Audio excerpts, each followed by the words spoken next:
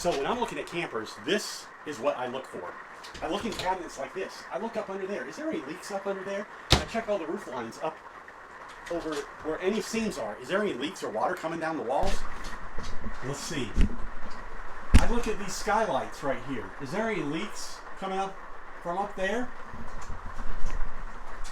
So there's many skylights. So you have to check all the skylights. So let's look at this one. No leaks. Best time to check your camper is in the rain. Your personal camper, even after you buy it. Is there any leaks around the slide outs? Because face it, anywhere there's a hole that was cut into the side of your unit, there is a potential for a leak. So I will look right here and all around here. Is there any leaking? Of course, I would look in these cabinets as well.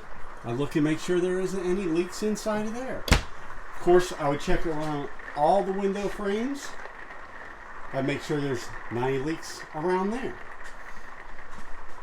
So let's go. Let's check this out.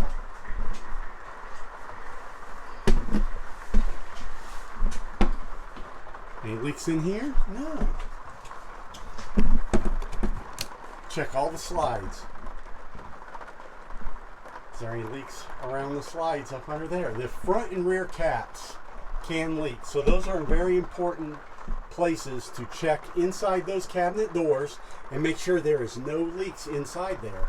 Of course, around all your ACs, of course, there is gaskets. That is a hole cut into your unit. You'll make sure there's no leaks in there. And the more you drive the camper, you know, it's wobbling and going back and forth, back and forth.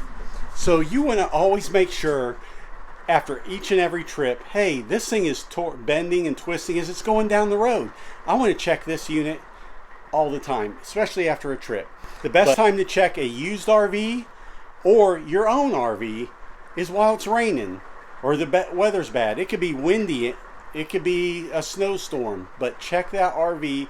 Make sure the seals and gaskets are not dry rotted.